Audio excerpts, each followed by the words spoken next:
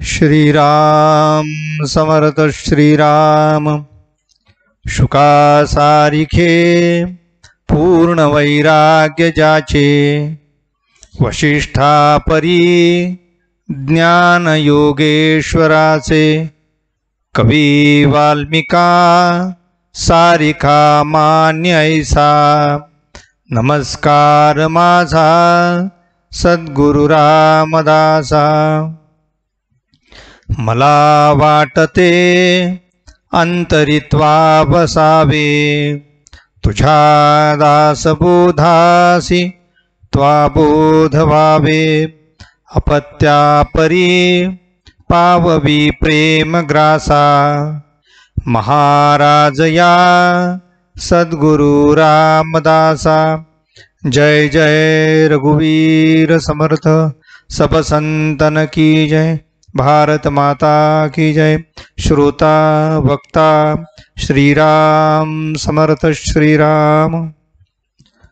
उपस्थित सर्व आदरणीय साधक बंधू आणि भगिनींनो, आज आपण समर्थांनी जो आपल्याला त्रिगुणाचा विचार सांगितला आहे त्यापैकी सत्वगुणाचा विचार आपण आज पाहतो।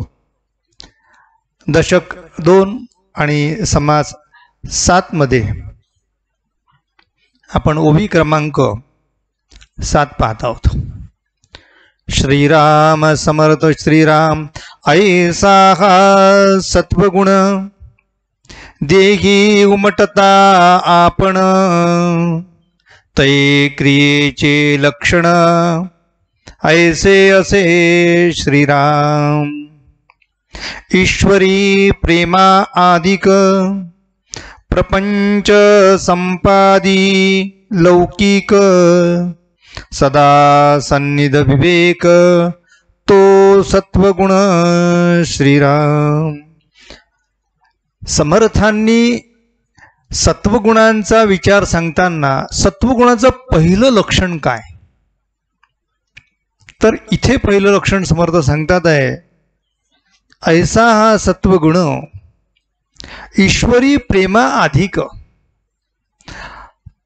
प्रपंच संपादी लौकिक। ईश्वराच्या बाबतीत तो अधिक उत्सुक असतो आणि संसाराच्या बाबतीत सुद्धा आविर्भावात्मक उत्सुक असतो। म्हणून जो सत्वगुणी आहे, जो सत्वगुणी साधक आहे, तो सत्वगुणी मनुष्य विवेकाशिवाय वागत नाही। विवेकाचा पुष्कळ विचार वेगवेगळ्या अँगलने आपल्याला पाहायचा आहे, परंतु विवेक म्हणजे नेमकं काय, तर विवेक या शब्दाचा अर्थ चांगलं आणि वाईट यातील जे चांगलं घेण्याची बुद्धी आहे त्याला विवेक असं म्हणतात। बुद्धी ही वाईट असू शकते, चांगली असू शकते, सद्बुद्धी कुबुद्धी आम्ही म्हणतो, पण सद्बुद्धीमध्ये जो विवेक आहे तो विवेक निवड करताना उत्तमाची निवड करेल। आम्ही बाजारामध्ये गेलो, भाजी आणायला गेलो आहे, भाजी निवडत असताना आम्हाला वांगे घ्यायची आहेत, तर तिथे एक पोतभर वांगी आहेत। कुठले वांगे आम्ही निवडतो, जे किडके नाहीत, जे खराब नाहीत, जे सुकलेले नाहीत, जे चांगले ताजे तवाने दिसतात त्या वांग्याची आम्ही निवड करतो। हा व्यवहारात झालेला विवेक आहे। जगामध्ये संसारी मनुष्य संसाराच्या बाबतीत फारच विवेकी आहे। किती विवेकी असावं माणसानी। आमच्या माय भगिनी जेव्हा बाजारामध्ये दुकानामध्ये एखादी साडी आणायला जातात तेव्हा दुकानदार परेशान होतो, ताई तुम्हाला कशा प्रकारची साडी पाहिजे। मग ती ताई सांगते की असा काठ पाहिजे, या साडीचा जो असा पदर आहे अशाच पदराची पाहिजे, याचा पोत असा पाहिजे, रंग त्या साडीसारखा पाहिजे आणि किंमत या साडीसारखी पाहिजे। तो दुकानदार म्हणतो ताई आमच्या सगळ्या दुकानातल्या साड्या पाहिल्या तरी याच्याप्रमाणे मेकअप काही जमणार नाही त्याचा. शेवटी ती मायमावली एका दुकानातून दुसऱ्या दुकानात जाते, दुसऱ्यातून तिसऱ्यात जाते. 4 दुकानं जेव्हा ती हुडकते तेव्हा त्यांच्या लक्षात येते की एक साडी ती निवडते. एक साधी 200 रुपयाची, 500 रुपयाची, 1000 रुपयाची साडी आम्ही निवडत असताना इतका विचार करतो आहे. मग आम्ही परमार्थ करताना किती विचार करायला पाहिजे. चांगल्यात चांगलं आपल्याला निवडता आलं पाहिजे. म्हणून त्या विवेकाला वेगवेगळ्या दृष्टीने वेगवेगळी नावं आलेली आहे. काही लोक त्याला निरक्षीर विवेक म्हणतात, काही आत्मानात्म विवेक म्हणतात, काही लोक सत्सत विवेक म्हणतात. पण हे विवेकाचे जरी प्रकार पडले तर समर्थ म्हणतात की इथे कोणता विवेक आहे. ईश्वरी प्रेमा अधिक म्हणजे ईश्वराच्या बाबतीत तो अधिक आहे. प्रपंची संपादी विवेक तसा तो प्रपंची सुद्धा विवेक सांभाळतोय. प्रपंची संपादी लौकिक सदा सन्निध विवेक तो सत्वगुण. म्हणजे प्रपंच आणि परमार्थ दोन्हीही उत्तम जो चालवतो तो खऱ्या अर्थाने सत्वगुणी आहे. सत्वगुणी माणसाने संसार सुखेनैव करावा हे सांगायचं कामच नाही, तो करतोच. संसार सुखेनैव करावा परी काही परमार्थ वाढवावा, परमार्थ अवघाची बुडवावा हे विहित नव्हे.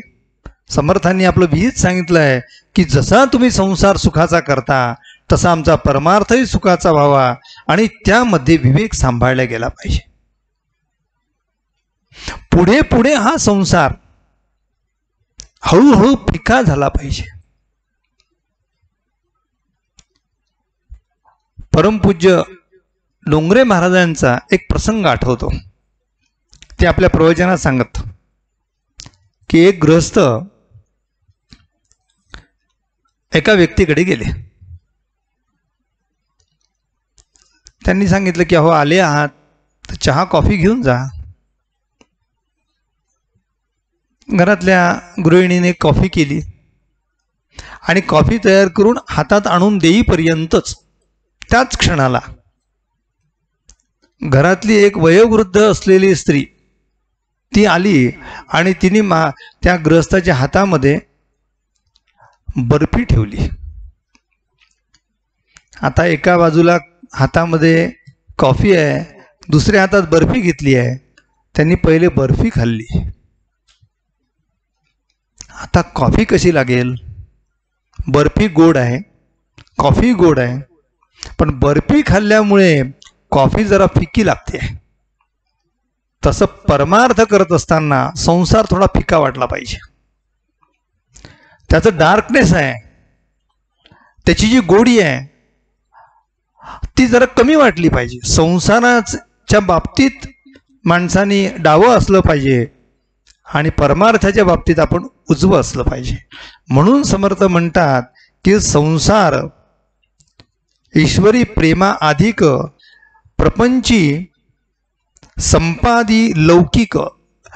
एक लक्षात घेण्यासारखी गोष्ट आहे, जो सत्वगुणी मनुष्य आहे तो लौकिकाच्या बाबतीत सुद्धा तितकाच शुद्ध रजोगुणी असलं पाहिजे. शुद्ध रजोगुण आम्ही तुम्हाला सांगितलं आहे. समर्थ म्हणतात आहे शुद्ध रजोगुणी मनुष्य व्यवहारामध्ये कधी चुकणार नाही, उत्तम राहील. कपडे कसे घालावे माणसाने? एखाद्या समारंभात आलं ना की क्या बात आहे. लग्न समारंभामध्ये एखादा जर सत्वगुणी मनुष्य गेला तर त्याच्याकडे 4 लोकांनी पाहावं, कारण दिसायला तो उत्तम असला पाहिजे, त्याची राहणी टापटीप असली पाहिजे, आपल्याकडे कोणी बोट दाखवेल अशी कुठली उणीव आपल्यामध्ये नसली पाहिजे. आपण सर्व दृष्टीने उत्तम असलं पाहिजे. समर्थ म्हणतात शरीर सुंदर सतेज वस्त्रे आभूषणे केले सज्ज. हा झाला बाह्य उपचार. परी अंतरी नसता चातुर्बीज कदापि शोभा न पावे.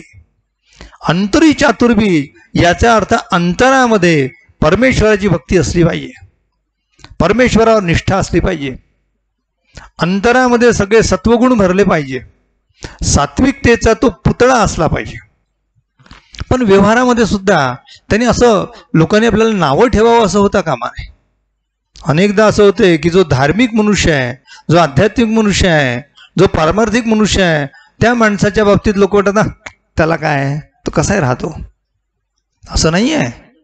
समर्थ आणि स्वामी विवेकानंद या दोन विभूतींनी एक गोष्ट महत्त्वाची सांगितली आहे, असं राहिलं पाहिजे की 4 लोकांनी आपल्याकडे वळून पाहिलं पाहिजे. स्वामी विवेकानंद जेव्हा भाषण देत होते त्यावेळेस त्यांच्याकडे केवळ त्यांचा पोशाख, त्यांची राहणी, त्यांचं वागणूक, त्यांचं चालणं नुसतं पाहत राहावं इतकं सुंदर होतं. सर्वांग सुंदर, मदनाचा पुतळा, राजस सुकुमार, इतके सुंदर होते विवेकानंद. समर्थांचंही तसंच होतं. सगळ्यांना माहीत असू द्या, समर्थांना आपण आपल्या समोर जी आम्ही प्रतिमा पाहतोय, फोटो पाहतोय, तो त्यांच्या साधनेमधला आहे. साधनेमध्ये असताना ते एक वस्त्रावर राहत असत, लंगोटी घालून राहत असत. पण लोकांतामध्ये येत असताना, लौकिक राखताना त्यांचा पोशाख अतिशय उत्तम होता. म्हणजे खांद्यापासून तर पायापर्यंत असा अंगरखा असावा इतका सुंदर होता. कुठल्याही अंगातलं कुठलंही अंग दिसणार नाही याची काळजी त्यांनी घेतलेली होती. समर्थांनी आणि विवेकानंदांनी खरोखर शुद्ध तमोगुण, शुद्ध रजोगुण, या शुद्ध रजोगुणाचा खरोखर त्यांनी पुरस्कारच केलेला आहे. कसं आहे, हे मुळामध्ये सगळे संत मंडळी शुद्ध सत्वगुणी आहेत. ते सत्वगुणी असताना सुद्धा रजोगुणाचा त्यांनी जो देखावा केलेला आहे तो यासाठी केलेला आहे की आधी केले मग सांगितले, तेची भाग्य पुरुष झाले, या वेगळे उरले ते करंट पुरुष. म्हणून साधू संतांनी आम्हाला हा आदर्श दिलेला आहे, उत्तम असलं पाहिजे. म्हणून लौकिक त्यांनी उत्तम साधला आहे. सदा सन्निध विवेक तो सत्वगुण, संसार दुःख विसरवी, भक्ती मार्ग विमल दावी, भजन क्रिया उपजवी तो सत्वगुण. सत्वगुणाच्या बाबतीत अजून एक गोष्ट आहे, संसार दुःख विसरवी. परमार्थ करत असताना प्रपंचातील दुःख जर आपल्याला आठवत असेल तर खऱ्या अर्थाने तो परमार्थी नाही आहे. जेव्हा तो परमार्थामध्ये डुबून जातो त्यावेळेस संसार हा वाहून जातो. संसार वाहिल्याशिवाय तुम्ही या परमार्थामध्ये रंगूच शकत नाही. म्हणून संसार दुःख आहेच. काल आपण पाहिलं संसार दुःख आहे. मग ते दुःखमूळ असलेला संसार टाकून द्यायचा आहे आणि आपल्या आत्मानंदामध्ये आपण भक्ती मार्गात लागायचं आहे. पण विमळ दावी भक्ती मार्ग, विमळ म्हणजे शुद्ध, शुद्ध असा भक्ती मार्ग त्याला कळतो. आणि भजन क्रिया उपजवी, भजन क्रिया याचा अर्थ भजणे. भजन या शब्दात भजणे आहे. रघुपती राघव राजाराम याला मी भजन म्हणतो. 4 लोक एकत्र येऊन तबला पेटे घेऊन चला भजन म्हणू असंही आम्ही भजन म्हणतो. कीर्तनामध्ये सुद्धा भजन असते, सामूहिक भजन असते, नामसंकीर्तन असते. यामध्ये भजन हा शब्द आहे, पण याच्यात मुख्य शब्द भज धातू आहे. भज म्हणजे भजणे, परमेश्वराचं चिंतन ज्यामध्ये घडेल ती कृती भजन आहे. म्हणून समर्थ म्हणतात भजन क्रिया उपजवी तो सत्वगुण. परमार्थाची आवडी उठे भावार्थाची गोडी, परोपकाराची तातडी तो सत्वगुण. सत्वगुणाचं अजून एक वैशिष्ट्य दिलंय समर्थांनी. समर्थ म्हणतात की परमार्थाची तर त्याला आवडी आहेच, पण भावार्थाची गोडी आहे. असं वरवर नाही. असं म्हणतात ना की म्हणजे नाकाशिवाय मोती आणि अर्थाशिवाय पोथी काहीच कामाची नाही. म्हणून आपल्याला नुसती पोथी वाचून चालणार नाही. समर्थांनी विवर्ता विवर्ता विशेषाविशेष कळू लागे म्हटलंय. असं नाही म्हटलं की एकदा वाचा आणि त्या ठेवून पारायण करणे. या शब्दामध्ये पहिल्या वाक्यापासून तर शेवटच्या वाक्यापर्यंत वाचून काढणे, याला आम्ही व्यावहारिकदृष्ट्या पारायण म्हणतो. पण आध्यात्मिकदृष्ट्या पारायण या शब्दामध्ये इकडून तिकडे निघून जाणे म्हणजे पार जाणे. भगवंताकडे आम्ही जाता आलं पाहिजे, ते खरं पारायण झालंय. म्हणून इथे समर्थ म्हणतात आहे की भावार्थाची गोडी, त्याला अर्थ कळला पाहिजे. शब्दार्थ नुसता नाही. मागे आपण पाहिलं होतं शब्दाच्या 3 शक्ती आहेत, अभिधा, लक्षणा आणि व्यंजना. अभिधेचा अर्थ आम्ही फक्त शब्दार्थ पाहतोय, पण त्याच्याही कधी कधी 2 शब्दाच्या मध्ये काही अर्थ दडलेला असतो. त्या 2 शब्दाच्या मध्ये असलेला अर्थ, 2 ओवींच्या मध्ये असलेला अर्थ फार महत्वाचा असतो आणि ते सद्गुरूच्या मुखातून ऐकल्याशिवाय ते कळू शकत नाही. म्हणून आम्ही सद्गुरूला प्रार्थना केली पाहिजे, परमेश्वराला प्रार्थना केली पाहिजे की देवा, पोथी तर समोर आहे, शब्द दिसतात आहे, पण त्याच्यातला खरा भावार्थ जो आहे तो मला कळू दे. त्याला आम्ही इंग्रजीमध्ये म्हणतो रीडिंग बिटवीन्स द लाईन. नुसतं वाचन शब्दाचं नाही आहे, तर त्या 2 वाक्यांमध्ये जे सांगितलेलं आहे तो भावार्थ आहे. म्हणून समर्थ म्हणतात उठे भावार्थाची गोडी, परोपकाराची तातडी. तातडी याचा अर्थ लगबग, तातडी याचा अर्थ घाई, तत्परता. ती तत्परता परोपकाराची असली पाहिजे. जो परमार्थी आहे त्याला परमेश्वर प्राप्तीसाठी आणि त्याचबरोबर व्यवहारामध्ये असलेल्या परोपकाराची आपल्याला घाई असली पाहिजे. आपण परोपकार करताना टाळाटाळ करतो. आपण म्हणजे जे संसाराला चिटकलेले असलेले ते लोक ते टाळाटाळ करतात. कारण परोपकार करताना आपल्याजवळचं काहीतरी द्यावं लागते, काहीतरी आपल्याजवळचं झिजवावं लागते. तने मने झिजवावी परोपकारासाठी. कारण परोपकारासारखं जगात पुण्यच नाही आहे. अनेक लोक माळ करतात, अनेक लोक पोथी वाचतात, अनेक लोक पूजा करतात, अनेक लोक देवदर्शन करतात, अनेक लोक अनेक ठिकाणी जातात, पण परोपकारासारखं दुसरं पुण्य नाही. यज्ञापेक्षाही जास्त पुण्य तुम्हाला परोपकारात आहे.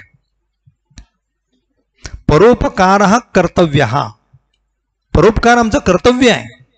परोपकार हा कर्तव्य, प्राणैरपी धनैरपी परोपकारजम पुण्यम नस्यात क्रतुशतैरपी. परोपकार केल्याने जे आम्हाला पुण्य लाभते ते 100 यज्ञ करून सुद्धा ते पुण्य मिळणार नाही, ते एका परोपकाराने मिळते. म्हणून दिवस निघाला तर दिवस मावळायच्या आत आमच्याकडनं एक तरी परोपकार घडला पाहिजे. आणि तो परोपकाराची जाणीव, मी परोपकार करतो आहे ही जाणीव सुद्धा मनाला न होऊ देणे, तो खरा परोपकार आहे. म्हणून समर्थ म्हणतात परोपकाराची तातडी. तो सत्वगुण म्हणजे सत्वगुण मनुष्य आपल्या मनाला घडवत आहे आणि मनाला घडवत असताना पहिले तनाला तो शिकवत आहे. म्हणून समर्थ म्हणतात स्नान संध्या पुण्यशीळ अभ्यंतरीचा निवळ शरीर वस्त्रे सोज्वल तो सत्वगुण श्रीराम.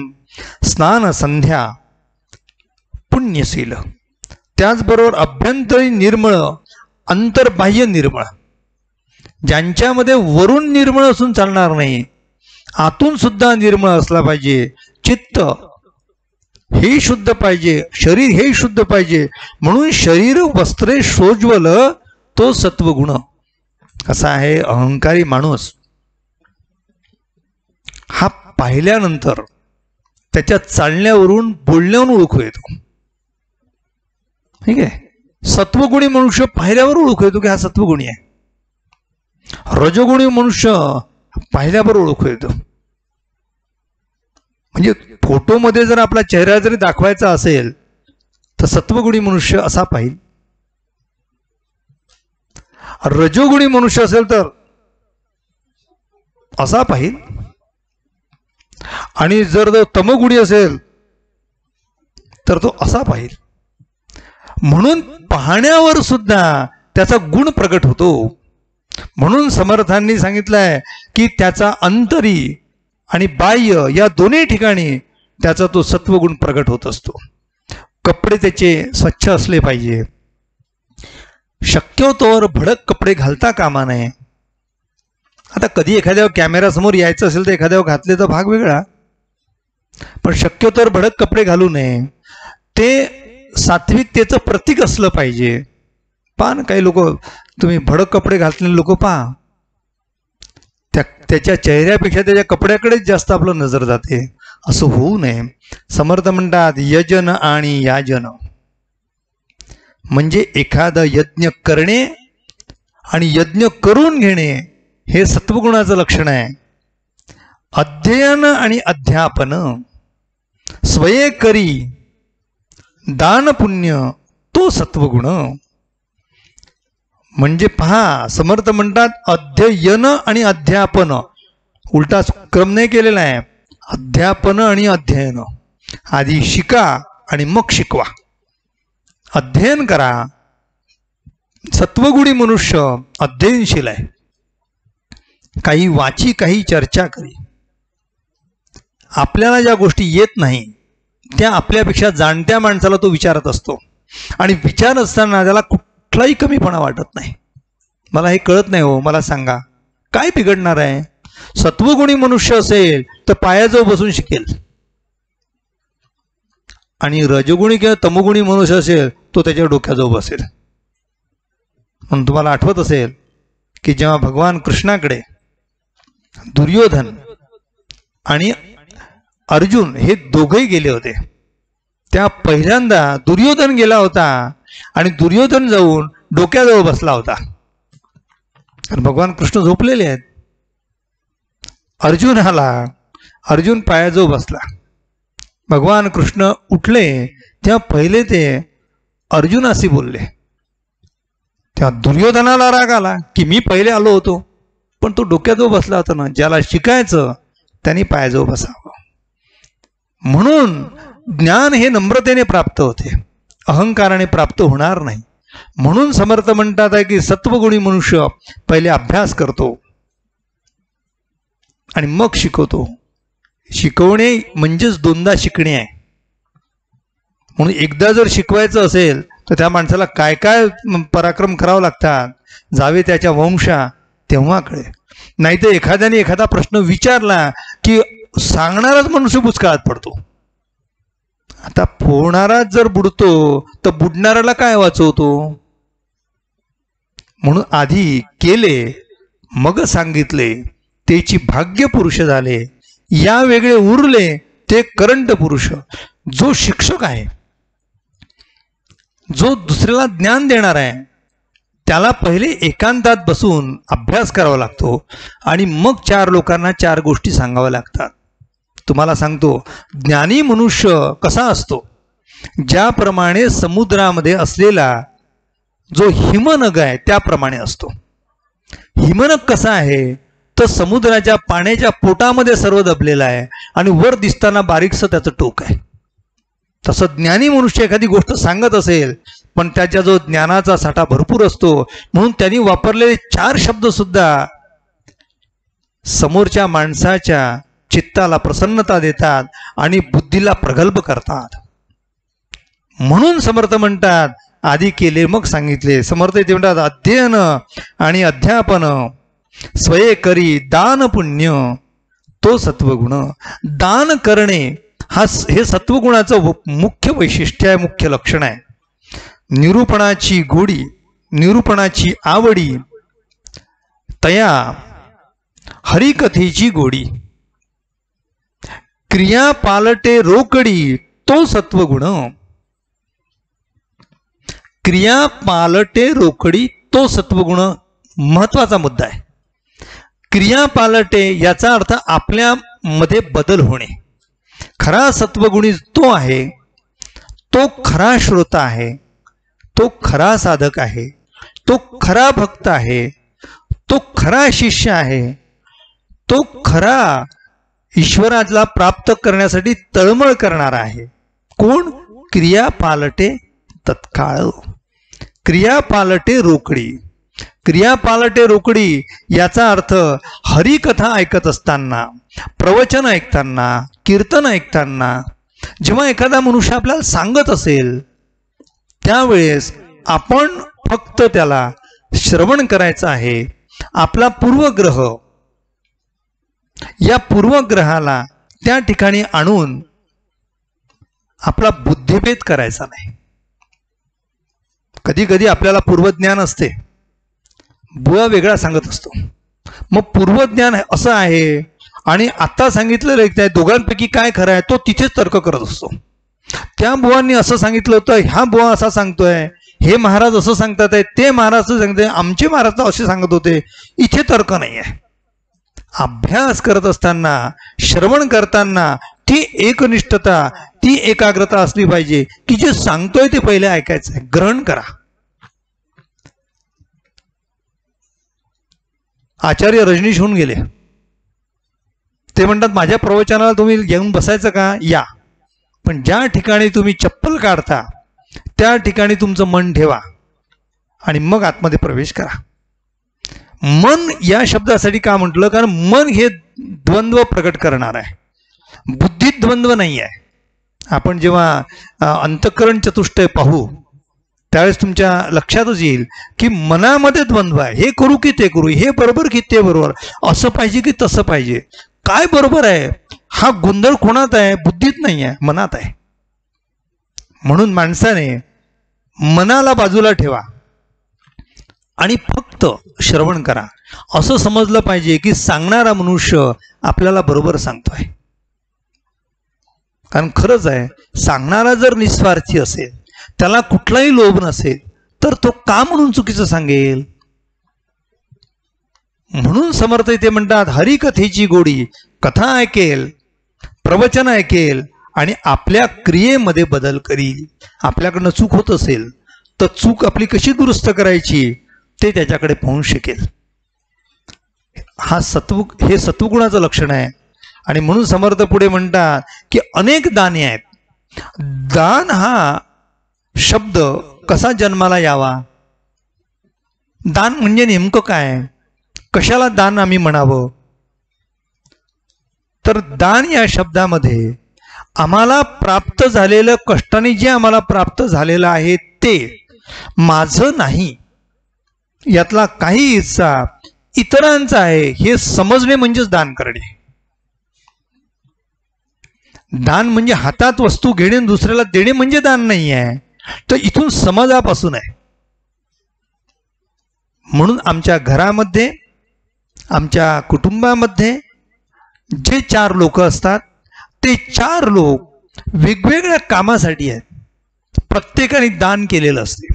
उदाहरणार्थ, घरात गृहिणी स्वयंपाक करते, बाहेर तरुण व्यक्ती पैसा कमवतो, घरात वृद्ध माणसं मार्गदर्शन करतात. तिघही लोक आहेत, तिघही जण दान करतात. गृहिणी जी आहे ते स्वयंपाक करते, तयार करते उत्तम, आणि दुसऱ्याला वाढते, याचा अर्थ तिचं ते कष्टाने प्राप्त केलेलं आहे. ते देते, याचा अर्थ घेण्याने लक्षात ठेवावं, हे मला आयतं मिळालं जरी असलं तरी हे दान केलं आहे, हिचे उपकार आपल्यावर आहे. फुकट खाऊ नका. म्हणून एकाने कमाई करायला जाणे. जुन्या काळात पद्धत होती, दोघेही कमाई करायला जात नव्हते, त्यामुळे त्याच्यातला एक व्यक्ती स्वयंपाक करत होता आणि दुसरी कमाई करत होता. आता दोघेही कमाई करायला जातात आहे, त्यामुळे घरामध्ये दोघांनाही स्वयंपाक करावा लागतोय. सकाळी बायको करते, रात्री नवरा करतो. करावं की नाही हा प्रश्न नाही, कारण आता ते सध्या वारे कशाचे आले होते का, समानतेचे वारे आले आहेत. स्त्री पुरुष समानता, स्त्री पुरुष समानता. काय समानता? समानता या शब्दाचा अर्थ काय घ्यायचा? समान वागणूक असली पाहिजे. स्वयंपाक करणे हे हलकं काम नाही आहे, आणि नोकरी करून पैसे खूप कमावून आणणे हे काही फार मोठं भारी काम नाही आहे. कामाची विभागणी आहे. म्हणून माणसाने कामात विभागणी करावी. त्या कामामुळे त्याच्या प्राप्तीमध्ये, त्याच्या यशामध्ये आणि त्याच्या फळामध्ये कमी जास्तपणा नाही आहे. दोघे तेवढे. जितकी अन्नदाती, आम्ही एवढं अन्नदाता सुखी भव, जेवण करणारा जेवतो आणि उठताना असं म्हणतो, आजच्यासारखं उद्या मिळू, म्हणजे तीच बाई स्वयंपाक करू असा अर्थ आहे. कारण दुसरं कोण करणार? तुम्ही करायला बसले तर 2 जळतील आणि 3 भासतील, असं काहीतरी गडबडून जाईल. म्हणून माणसाने जीवनामध्ये कामामध्ये विभागणी एवढं लक्षात ठेवावी. म्हातारे माणसं घरात आहे, ते दान करतात आहे. काय दान करतात आहे? त्यांनी आतापर्यंत एवढे कष्ट केलेले आहेत, त्यांनी आतापर्यंत एवढा संग्रह केलेला आहे, त्यांनी आतापर्यंत एवढा अनुभव घेतला आहे. त्या अनुभवाच्या भरोशावर घरातील बाकी लोकांना जर काही अडचण आली तर आपल्या घरातील जे ज्येष्ठ नागरिक असतात, त्यांना ज्येष्ठ नागरिक वयानेच नाही तर ते बुद्धीने सुद्धा श्रेष्ठ असतात. म्हणून त्यांच्याजवळ जाऊन बसावं, त्यांना विचारावं की अशी अशी गोष्ट आहे आई, काय करू सांग. आपल्या मनामध्ये जर शंका असेल तर मोठ्या माणसांचं मत घेणे आणि त्या मोठ्या माणसाने आपलं मत देणे हे सुद्धा त्यांनी आपल्या बुद्धीचं दानच केलेलं आहे. म्हणजे दानाची कल्पना आपल्या डोक्यामध्ये फक्त आपल्या हातातलं देणे असं नाही, तर आपण जे अर्जित केलेलं आहे ते दुसऱ्याला देणे याचं नाव आहे दान. म्हणून समाजामध्ये अशा प्रकारची विविध दानं आहेत. समर्थांनी पुढचे दानांचे प्रकार दिलेले आहेत, ते इतके सुंदर आहेत. आणि दान कसं असावं, खरं श्रेष्ठ दान कोणतं आहे, त्या श्रेष्ठ दानातून फलित काय आहे, याचा विचार आपण उद्याच्या प्रवचनात करू. मी सगळ्यांना हात जोडून विनंती करेल, कुठलंही प्रवचन जर आपण एखादं जर सोडलं तर त्याची जी साखळी आहे ती तुटून जाईल.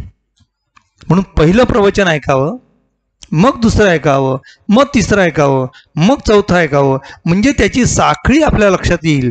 कुठला एखादा मुद्दा जर आपल्याला कळला नाही तर मागच्या कुठल्या तरी प्रवचनात तो आलेला असला पाहिजे, म्हणून पुढचा कळत नाही आहे. तो ऐकला नाही म्हणून कळत नाही आहे, म्हणून तो ऐकावा.